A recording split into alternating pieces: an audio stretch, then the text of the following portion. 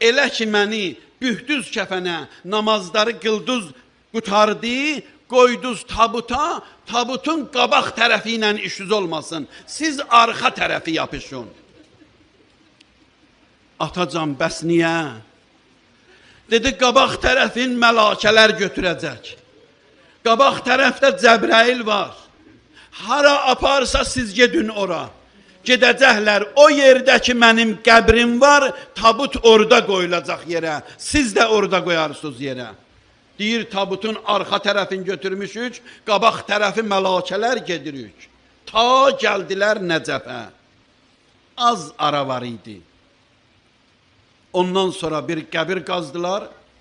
O yeri ki qoymuşdular, Cəbrəil görsətdi, oranı qazdılar. Gördülər bir hazırlanmış qəbir çıxdı. İçindən bir yazı, yazıda yazılıb ki, bu qəbr o qəbridir ki, Nuh Peyğəmbər qazıb Əmirül Mömininə hazırlayıb.